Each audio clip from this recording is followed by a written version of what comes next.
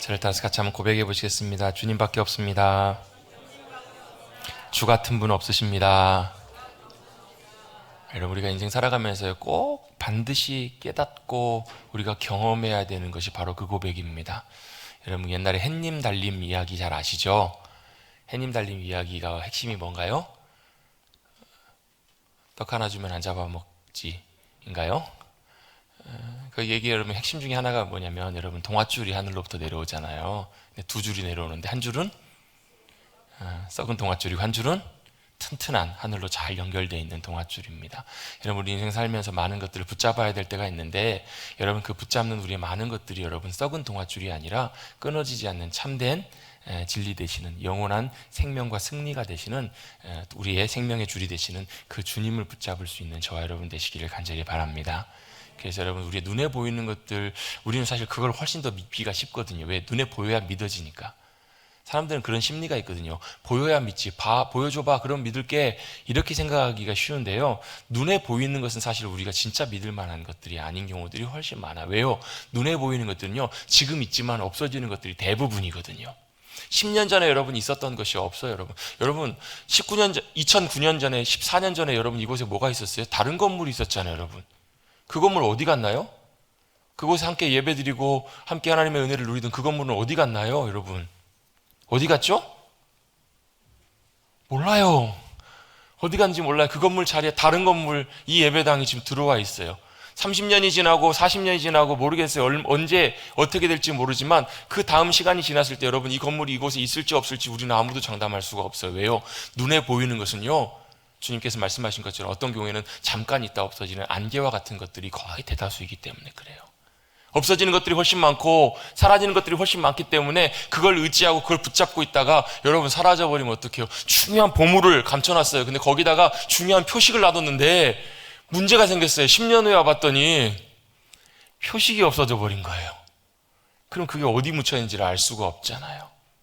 여러분, 우리 인생에 썩은 동아줄과 같은 거 붙들지 마시고 영원토록 변치 않으시는 우리의 든든한 믿을 반석이 되시고 의지할 분이 되시는 주님을 신뢰하고 의지하시는 사랑하는 주님의 귀한 백성들 되시기를 간절히 바랍니다. 그 고백이 뭐냐면 우리가 아까 찬양했던 고백이에요. 주님과 같이 내 마음 만지시는 분이 없습니다. 사람의 위로보다, 사람의 사랑의 손길보다 더 따뜻하고 변치 않는, 실망시키지 않는 주님의 위로와 사랑의 손길, 그 풍성한 은혜를 경험하시는 우리 사랑하는 성도님들 되시기를 간절히 주님의 이름으로 축복합니다. 그래서 우리가 그걸 경험할 때 우리가 이렇게 고백할 수 있는 거예요. 주밖에 없습니다. 주님밖에 없습니다. 여러분, 이 고백을 하는 것이 여러분 믿음의 백성들의 삶이에요. 제가 자주 드리는 말씀 있잖아요. 우리가 살아가는 세상은 눈에 보이는 세상도 있지만 보이지 않는 세상과 질서가 있다고. 눈에 보이는 것들, 그것들은 훨씬 우리에게 많은 영향력을 미쳐요. 또 그게 우리에게 훨씬 더 중요하게 생각하는 경우들이 많아요. 그런데 진짜 중요한 것은요, 우리 눈에 보이는 세상의 질서와 일들보다도 눈에 보이지 않는 그런 부분들, 질서와 역사들이 훨씬 더 중요하더라고요. 여러분, 눈에 보이지 않는 많은 역사들이 여러분 우리에게 어떻게 역사하는가? 사람은 멀쩡한데 뭐 부족한 것이 없는데, 뭐 돈도 많고 다 있는데 그 마음 속에 어때요? 어둠이 가득하고 그 마음 속에 혼란과 두려움이 가득하면요, 그 사람은 정상적인 삶을 살아갈 수가 없어요. 그런데 때때로 어떨 때는 보면요, 저 사람은 가진 것도 없는데, 저 사람은 잘난 것도 없고 아무것도 의지할 수 없는 것 같은데 그 마음에 보이지 않는 뭐가요? 질서가, 보이지 않는 세상이, 어떤 세상이요? 하나님의 다스리심과 통치가 함께 해주시는 심령과 인생은요, 어떻게 살아가요? 높은 산이 거친 들이 초막이나 궁궐이나 내 주 예수 모신 곳이 그 어디나 하늘나라. 여러분, 그렇게 삶을 살아갈 수 있더라는 거예요. 어떤 교회 보면요, 참 오랜 시간 병상에 누워 계시는데 어떤 병상은 가보면 분위기가 좀 다른 것들이 있어요. 왜 그런가 봤더니 그곳에서 누가요? 하나님의 함께 하심과 하나님의 은혜와 생명과 역사하심이 늘 함께 해주시는 그 은혜가 넘쳐나는 그곳은 달라지더라는 거예요.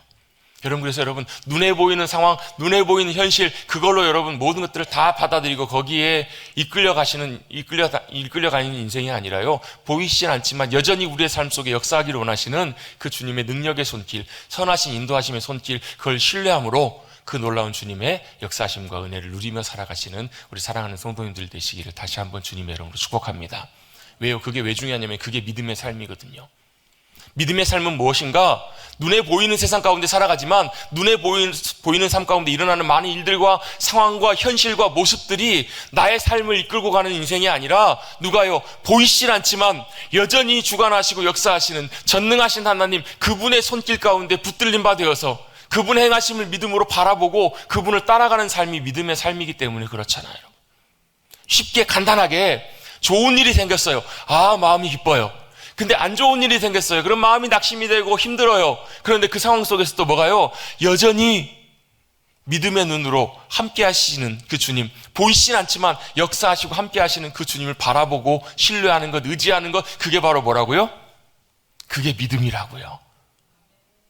여러분, 우리 신앙생활을 한다고 하잖아요. 믿음 생활이라고도 표현하잖아요. 그 믿음 생활이 그래서 뭐라고요? 눈에 보이는 데만 따라가는 것이 아니라, 여러분, 당연한 거죠. 좋은 일 생기면 기뻐하고 슬픈 일 생기면 슬퍼하고 힘든 일 생기면 아파하는 것이 당연한 것인데, 그 삶에서 눈에 보이는 현실의 삶이 아니라 그 뒤에 보이진 않지만 여전히 나의 삶을 인도하시고 역사하시는 그 주님을 믿음으로 바라볼 수 있을 때 그 상황 속에서도 뭐가요? 믿음의 역사가 나타난다고요.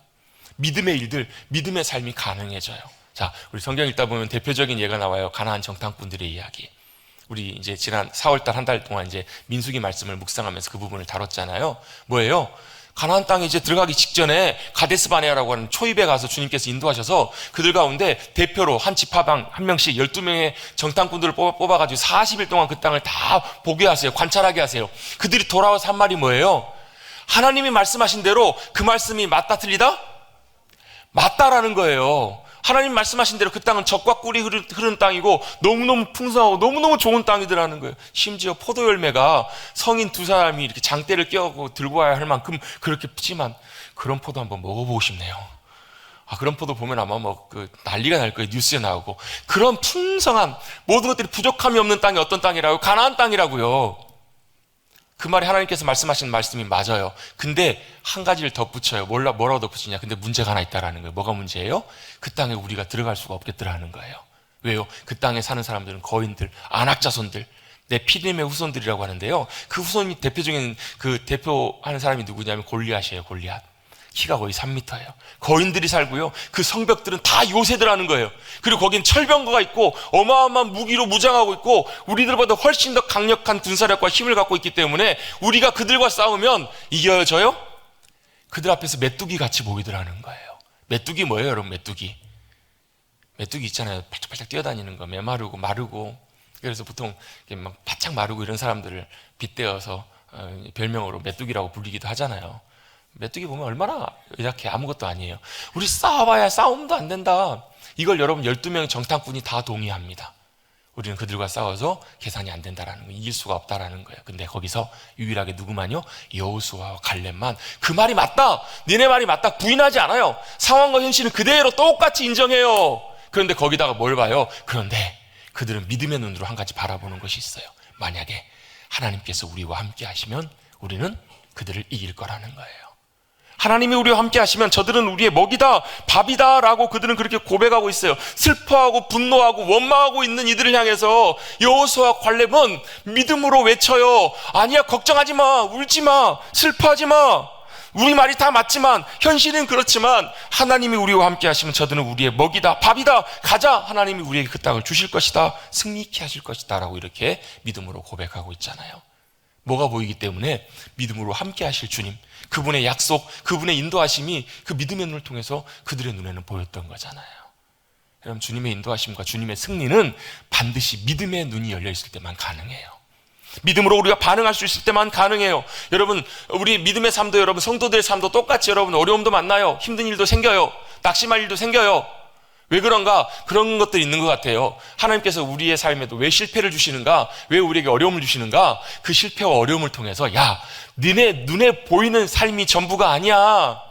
니네 눈에 보이는 삶이 잘 된다고 그게 다가 아니고 복이 아니야. 그거보다 더 중요한 것이 있어.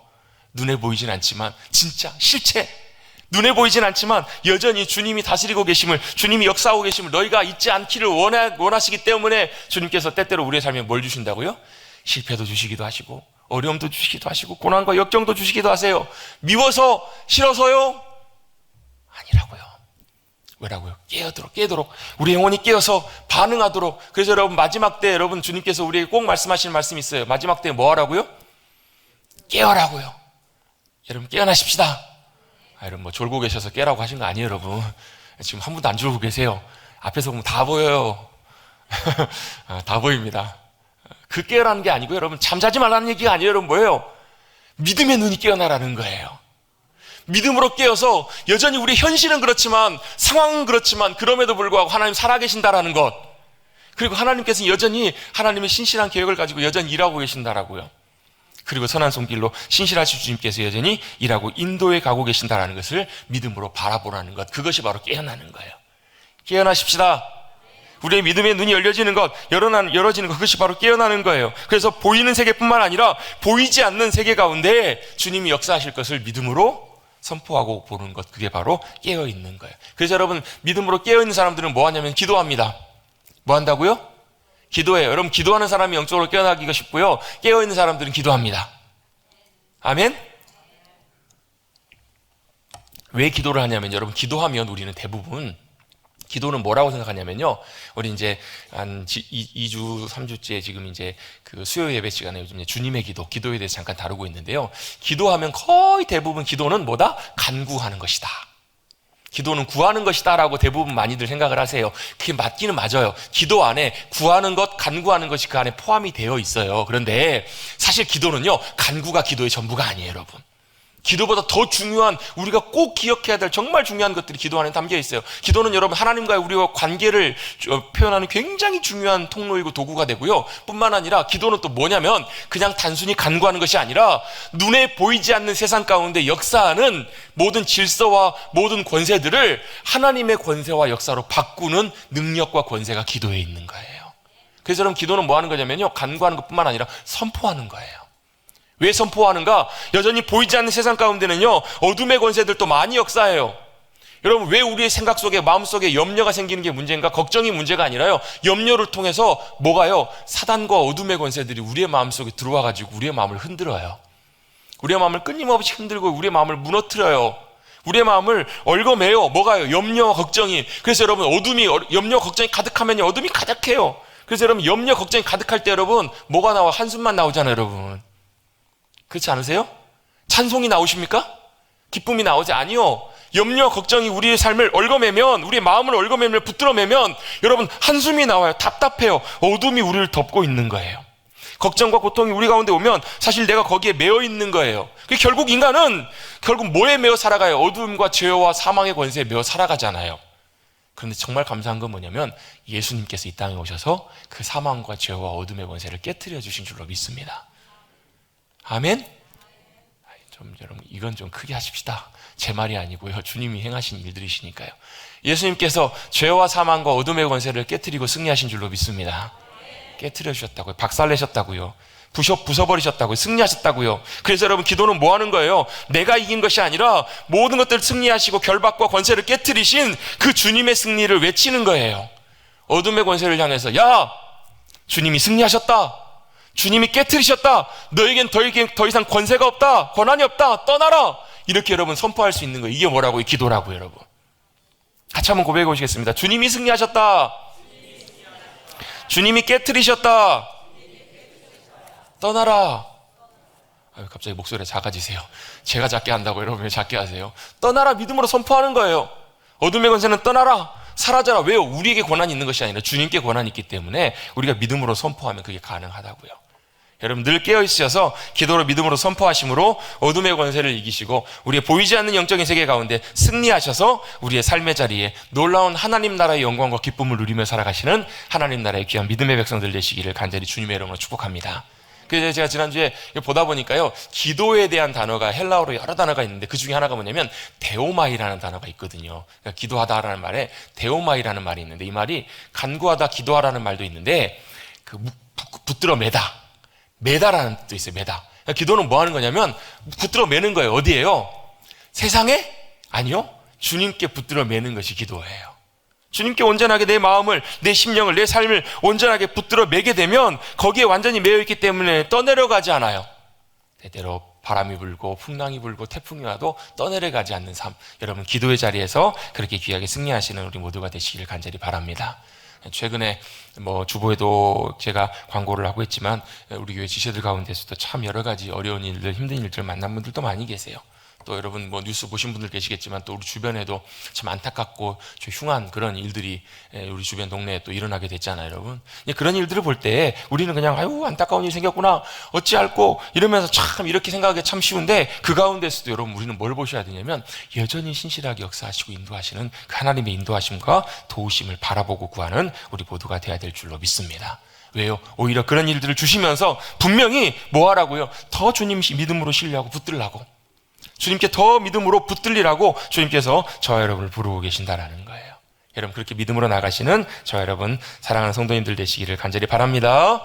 그래서 여러분 우리의 능력은 우리에게 있는 것이 아니라요, 우리에게 있는 것이 아니라 주님께 있다라는 것을 깨닫고 고백하는 것에 있어요. 그래서 실패가 우리에게 때때로 복될 때가 있고 고난과 어려움이 우리에게 유익할 때가 있는 거예요.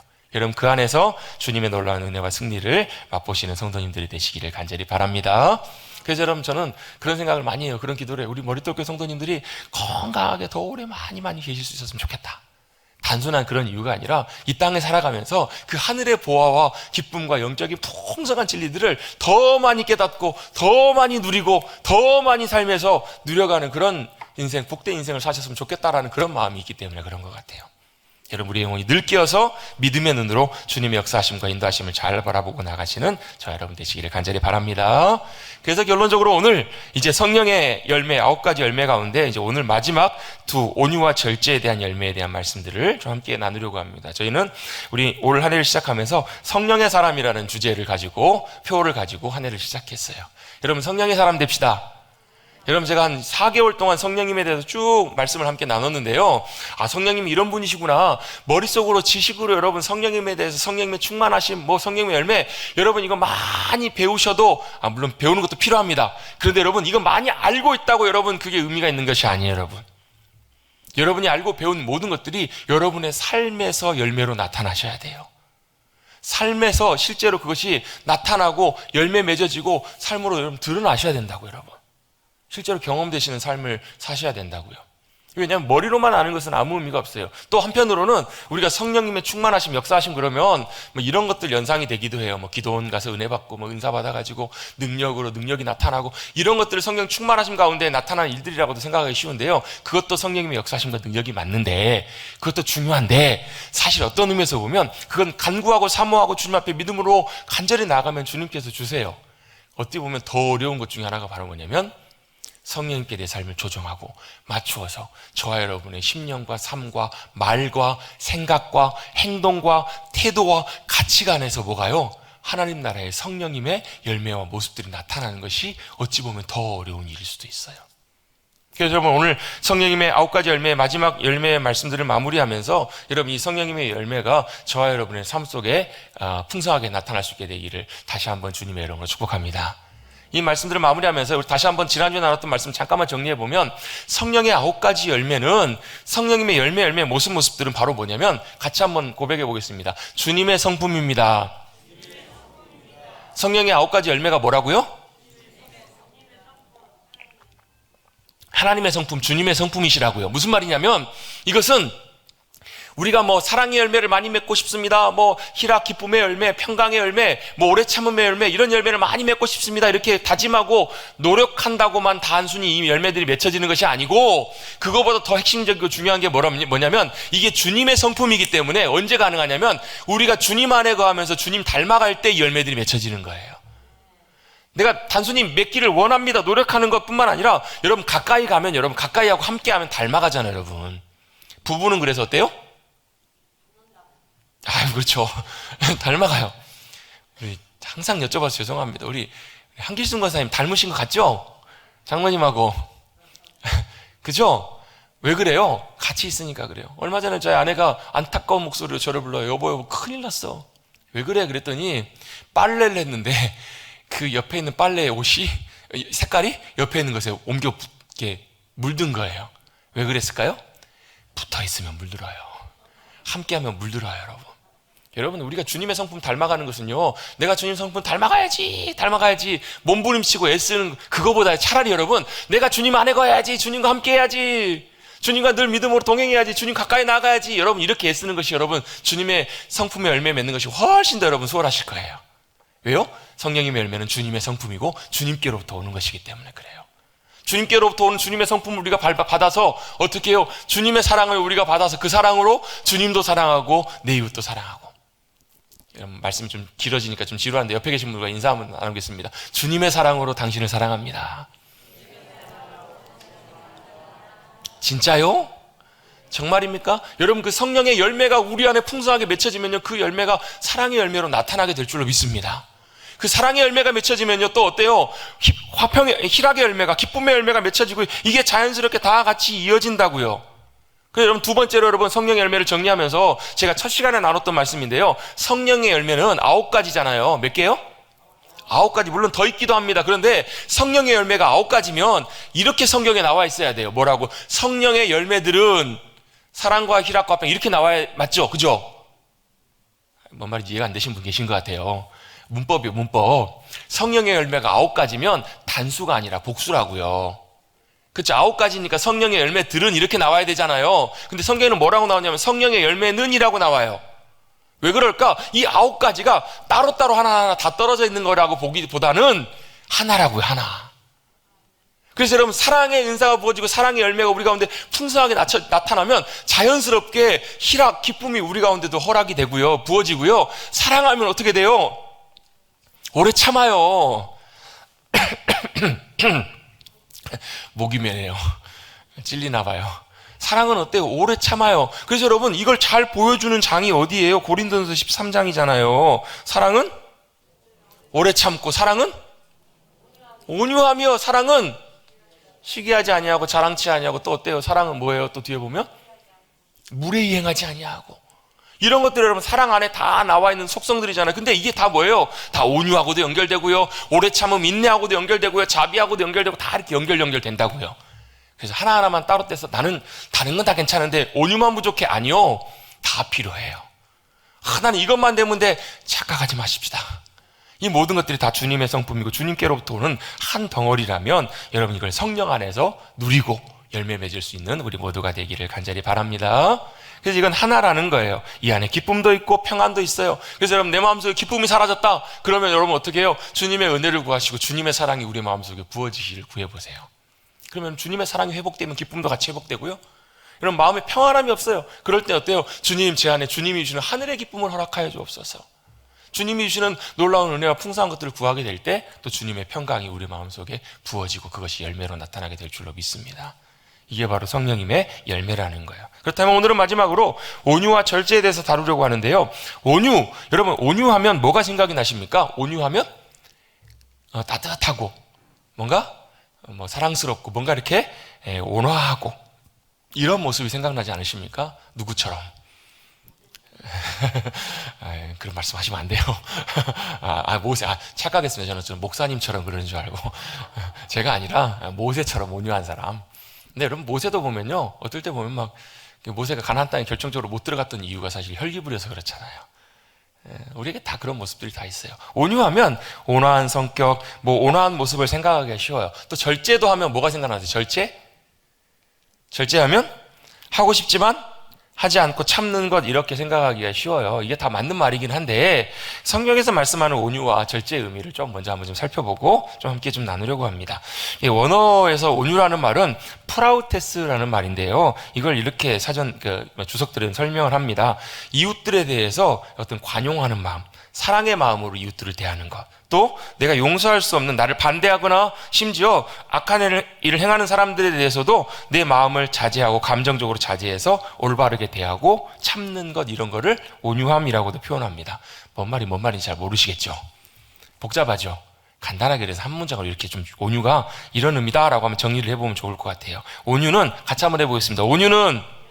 온유는 조련사 되시는 하나님께 붙들려 있는 상태.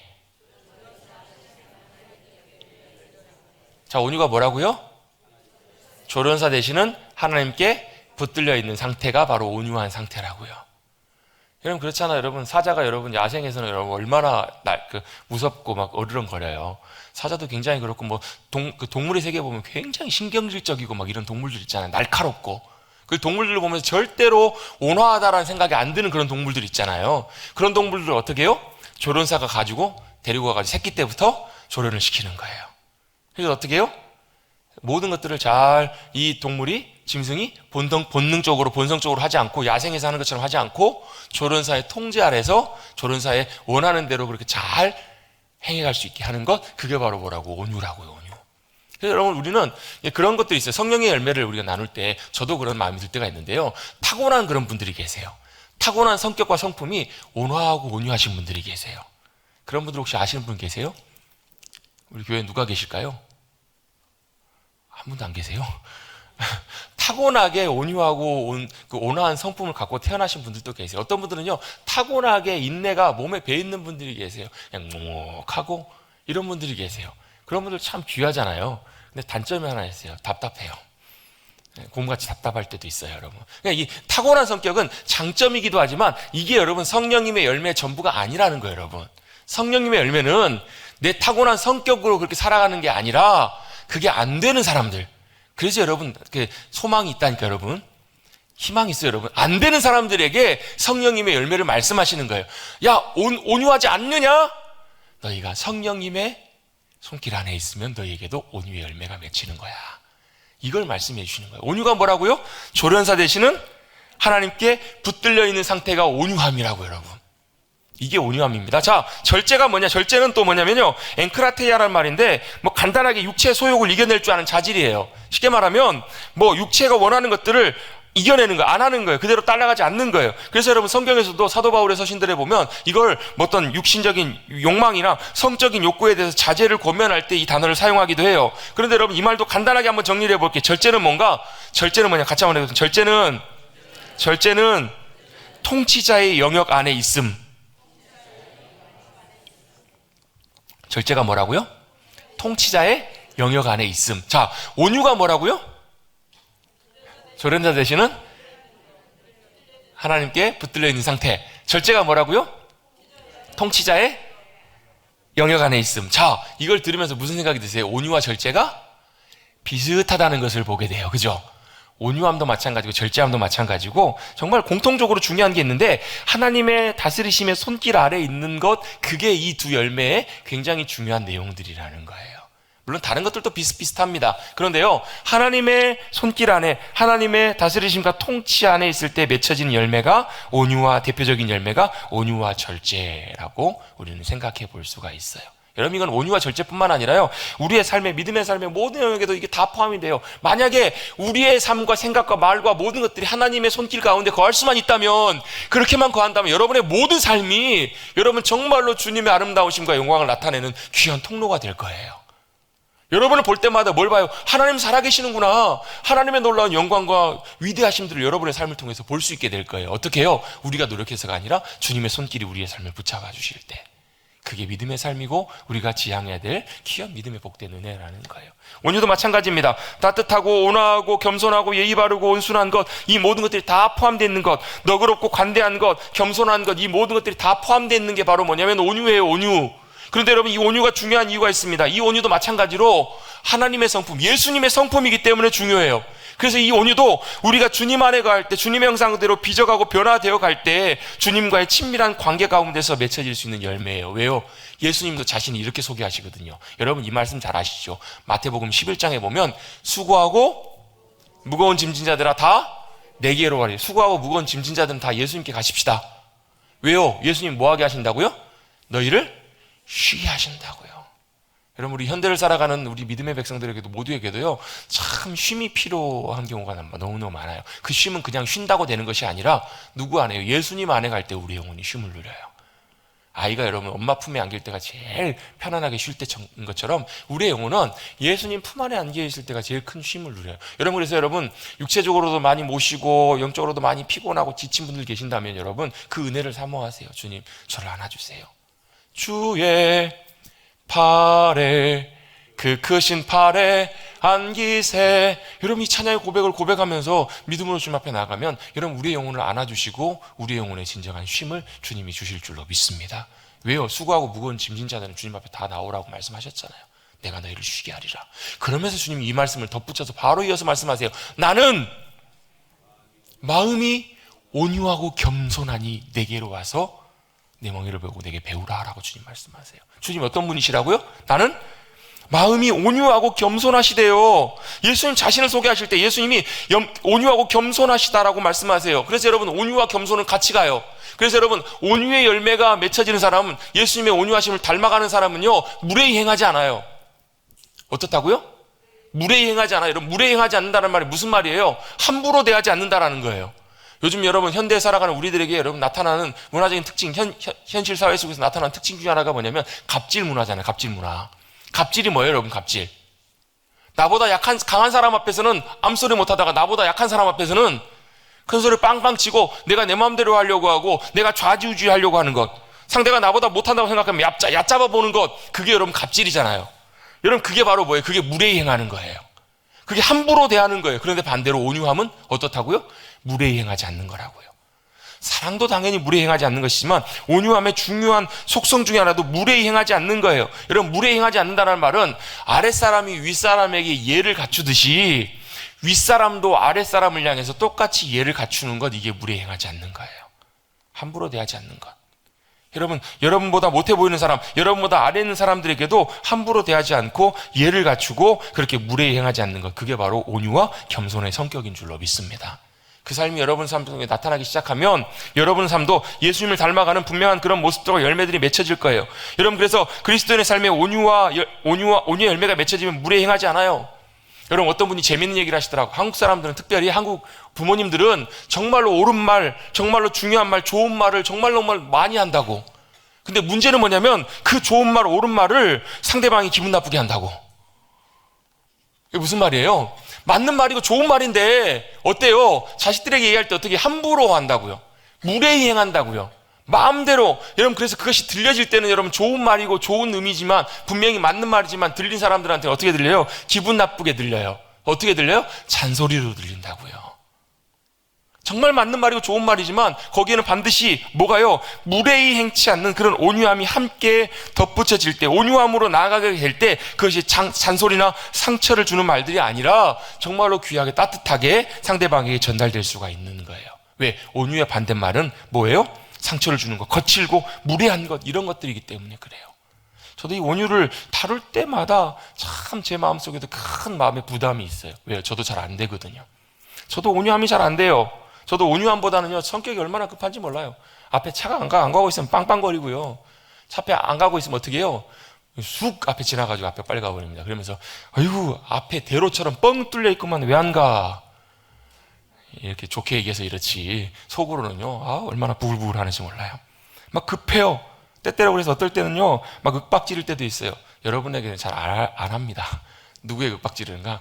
만만한 우리 애들에게 윽박 지를 때도 있어요. 다혈질적이고 혈기가 얼마나 많은지 모르겠어요. 그래서 여러분 참 온유의 은혜가 참 저에게도 많이 필요해요. 여러분 혹시 이 가운데에서도, 이 자리에서도 자신에게도 온유의 은혜가 참 필요하다 생각하시는 분 손 들어 보십시오. 손 내리세요. 계실 거예요. 그죠? 여러분 온유의 은혜가 우리 모두 가운데 함께 하시길 간절히 바랍니다. 온유의 은혜가 우리 모두 가운데 필요해요. 아니라고 생각하시는 분 착각하지 마십시다. 우리 모두에게 사실 다 필요해요. 이게 여러분 이 온유의 은혜가 우리 가운데 임했을 때 여러분 그 온유의 은혜를 힘입은 사람이, 그 사람이 여러분 그 가정에 있으면 여러분 그 가정은 복돼요. 여러분 이 온유의 은혜가 임해 있는 사람이 여러분 그 직장에 있을 때 여러분 그 직장이 복되다고. 여러분 온유의 은혜가 여러분 있는 사람이, 함께하는 사람이 교회 안에 거하게 되면 여러분 교회 안에도 복되다고. 여러분 생각보다 많은 경우에 여러분 교회 안에서도 뭐가 이 온유함이 깨어져 버려서 어떻게 해요? 내가 하고 싶은 말 함부로 막 해요. 내가 내 마음대로 함부로 대하는 것, 내가 내 마음대로 행하는 것, 그런 모습들이 여러분 우리의 삶의 모습 가운데 나타나게 된다면 거기에 뭐가 필요한 거예요? 온유의 은혜가 필요한 거예요. 우리 머릿돌 교회는 온유의 많은 은혜가 풍성하게 임하여서 열매가 맺혀지는 그런 귀한 교회가 될 수 있게 되길 간절히 바랍니다. 또 여러분 온유함의 열매들이 맺혀지면요 너그러이 대할 수 있어요. 함부로 그 사람에 대해서 함부로 복수하거나 보복하거나 그러지 않고 용납해요.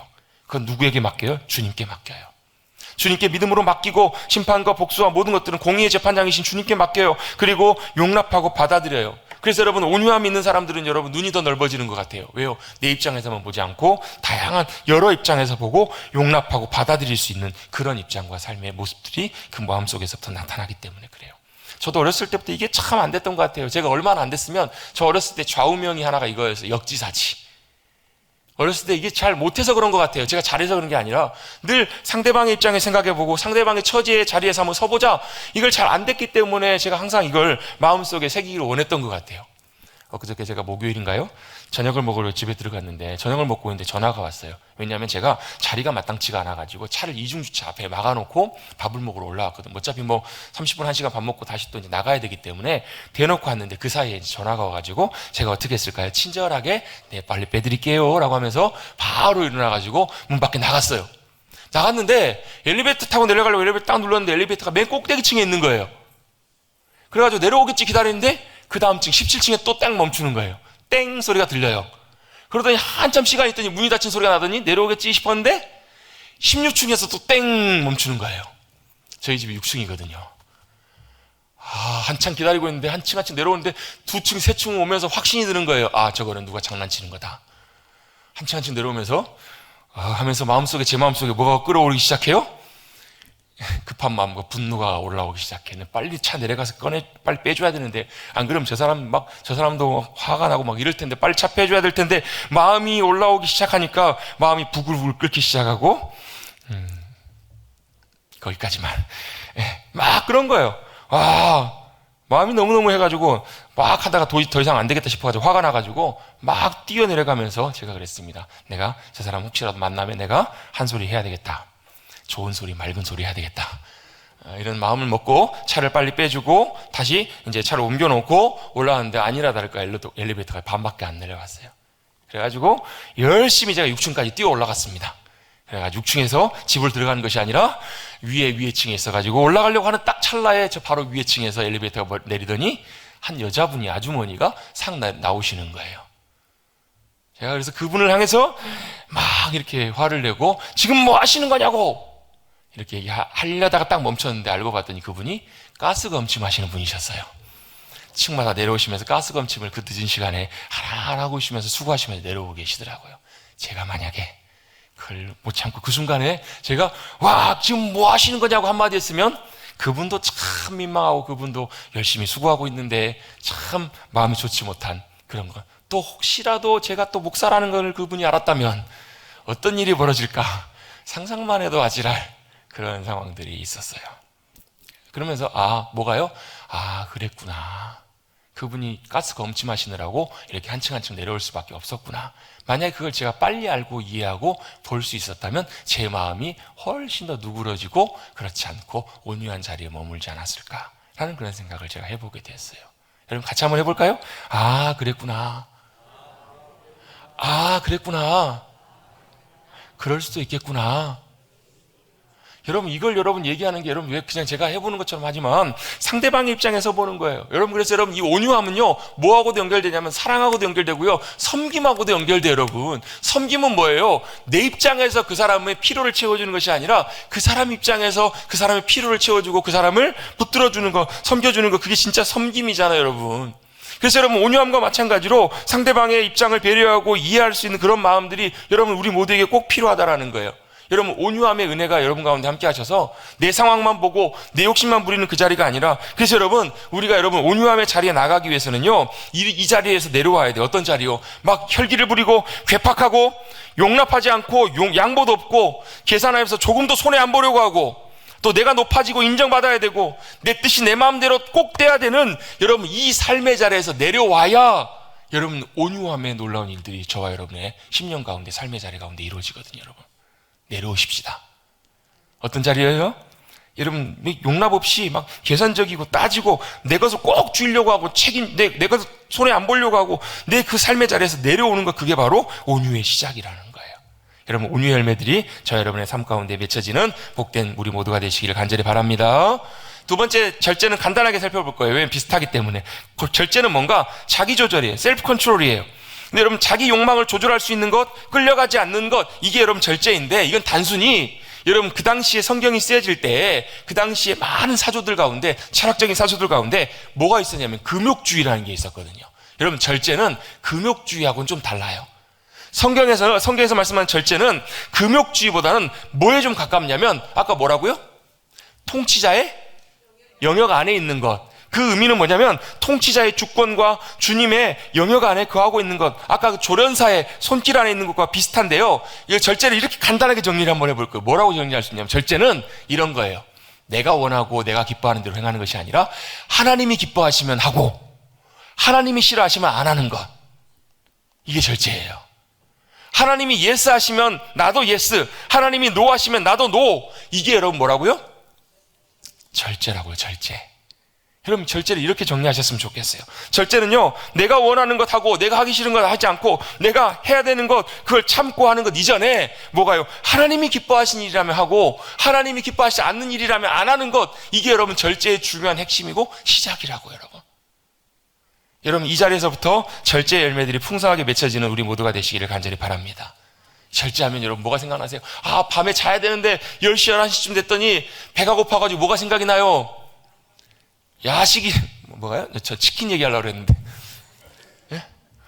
뭐 치킨 뭐 좋습니다. 아무튼 뭐 이것저것 그거 먹어야지. 근데 뭐 하는 거예요? 참는 것. 이게 절제이기도 하지만 이거보다 더 궁극적으로 뭐라고요? 하나님이 기뻐하시면, 원하시면 내가 따라갑니다. 내가 그거 하겠습니다. 하나님이 싫어하시면 내가 안 하겠습니다. 그래서 여러분 이걸 보여주는 좋은 예 중에 하나가 뭐냐면요, 보디발 집에 있었던 요셉이에요. 요셉이 종으로 팔려갔지만 하나님께서 은혜와 복을 주셔서 일들이 다 잘 됐잖아요. 그 집을 다 다스리는 총괄하는 자리까지 올라갔어요. 승진했어요. 얼마나 좋은 자리예요. 그 자리에서 여러분 교묘한 유혹이 들어와요. 보디발의 아내가 아무도 없어, 아무도 안 보잖아. 그래서 동침하자 이렇게 유혹해요. 근데 그때 요셉이 뭐라고 얘기해요? 어떻게 내 주인에게 죄를 지을까요? 그러면서 한마디 더 붙여요. 더 중요한 얘기. 내가 하나님 앞에서 어떻게 득죄하리까? 하나님 앞에서 죄를 짓겠습니까? 이게 뭐냐면요, 이게 하나님을 경외함이거든요. 눈에 보이진 않지만 하나님이 여전히 보시기에 하나님 앞에서 하나님이 기뻐하신 길들을 선택해서 가기를 원합니다. 이게 하나님을 경외함이고, 이게 뭐라고요? 절제의 열매라고요. 여러분 이것이 진짜 성령의 참된 절제의 열매이심을 꼭 기억하시고, 우리 안에 역사하시고 말씀하시는 성령님의 인도하심을 따라 주님이 기뻐하시는 삶을 따라가시는, 주님이 싫어하신 길들은 거부하시고 거기에서 멈춰서시는 저와 여러분 되시기를 간절히 바랍니다. 그래서 절제는 언제 가능하냐면요, 우리의 인생의 생각에 마음에 운전대를 주님께 맡길 때 가능해요. 그때 절제할 수 있어요. 주님께 맡길 수 있는가? 의탁할 수 있는가? 여러분 주님께 맡기시고 여러분 절제 열매를 맺어가시는 저와 여러분 되시기를 주님의 이름으로 축복합니다. 말씀을 마무리하겠습니다. 이 온유와 절제 열매가 저와 여러분의 삶 가운데 풍성하게 임하기를 원하는데요, 어떻게 해야 맺힐 수 있는가? 간단하게 3가지만 다루고 말씀 마칩니다. 첫 번째, 하나님의 다스리심 아래에 있기를 구하십시오. 뭐라고요? 하나님의 다스리심, 주님의 손길, 주님의 통치 아래에 있기를 기도하고 구하시라고요. 주님, 제 생각을, 제 말을, 제 행동을, 제 감정을, 제 태도를 주님 다스려 주세요. 통치해 주세요. 이렇게 믿음으로 기도하고 구하시는 우리 모두가 되시기를 바랍니다. 두 번째로, 첫 번째가 뭐라고요? 하나님의 다스리심 아래에 있기를 구하는 것, 기도하는 것. 이게 중요해요. 왜? 이게 있어야 온유함과 절제 열매가 맺히거든요. 두 번째입니다. 하나님의 사랑과 은혜로 내 영혼이 충만하게 채워져야 돼요. 온유하고 절제하기 위해서는 중요한 게 내 영혼이 뭘로요? 하나님의 은혜와 생명으로, 사랑으로 충만하게 채워져서 만족해야 돼요. 여러분 그것이 채워지지 않으면, 충만하게 채워지지 않으면 우리의 영혼이 불안합니다. 무너집니다. 그런데 여러분 진짜 우리의 영혼이 충만하게 채워지고, 쉽게 말해서 배부르면 여러분 흔들리지 않아요. 배부르면 더 이상 아쉽지가 않아요. 하나님의 사랑으로, 은혜로, 평강으로 충만하게 채워질 때 조급해지거나 분주해지지 않습니다. 여러분 그때 온유할 수 있거든요. 반대로 여러분 우리의 마음이 분주해지고 조급해지고 답답해지고 평안함이 깨어지면 뭐도 깨어지냐면 온유함도 같이 깨어져요. 그래서 마음이 급해지면 여러분 온유하게 대하다가도 어떻게 돼요? 그때부터 약간 날카로워지고 예민해지잖아요. 그때 여러분 우리는 구하셔야 돼요. 주님, 하나님의 평강이 내 마음속에 충만하게 넘쳐나게 해주세요. 하나님의 평강을 구합니다. 하나님의 은혜와 사랑을 구합니다. 여러분 이렇게 구하시길 바랍니다. 아멘. 어떻게 해요? 평화, 하나님의 평강이 당신의 삶 속에, 우리의 삶 속에 넘쳐나기를 축복합니다. 원합니다. 이렇게 구하고 나가실 때 여러분 온유함과 절제 열매를 많이 맺게 될 줄로 믿습니다. 마지막 3번째입니다. 믿음의 기대를 가지십시오. 무슨 말이냐면요, 우리가 지금의 모습은 여전히 그렇지만 나중에 시간이 지나서 더 주님 닮아가는, 주님의 온유함을 닮아가는 온유한 자가 될 줄로 믿습니다. 이걸 믿음으로 기대하시라고요. 주님, 저는 폭주하는 기관차가 아닙니다. 저는 혈기 부리고 내 마음대로 폭발해버리는 그런 시한폭탄이 아니라 주님이 다스리시고 제어해 주시는, 나의 삶을 이끌어 주시는, 내 생각과 감정과 마음과 의지와 뜻을 주님이 선하게 인도해 주시는 복된 삶인 줄로 믿습니다. 이렇게 믿음으로 기대하시고 바라보고 나가실 때 주님께서 우리의 삶을 통해서 놀라운 평강과 또 놀라운 사랑과 은혜 가운데 온유와 절제의 열매를 맺게 해주실 줄로 믿습니다. 여러분, 성령의 열매가 풍성히 맺혀지시는 여러분들 되시기를 다시 한번 주님의 이름으로 축복합니다. 주님 감사합니다. 오늘도 4월의 마지막 날, 마지막 제주일 주님 앞에 나와 예배드리게 하시고 성령의 사람으로 살아가기를 원하여서 성령의 열매 마지막 온유와 절제 열매 살펴보게 하시니 감사를 드립니다. 주님의 다스리심 아래, 주님의 통치 아래 거하여서 주님이 주시는 놀라운 평안과 은혜를 누리며 우리의 삶을 통해서 온유와 절제 열매가 풍성하게 나타나는 주님의 영광과 기쁨이 되는 우리 모두가 되게 하여 주시옵소서. 성령의 열매가 우리의 심령과 삶 속에 풍성하게 맺혀질 것을 믿사오며 감사드리며 예수의 이름으로 기도드리옵나이다. 아멘.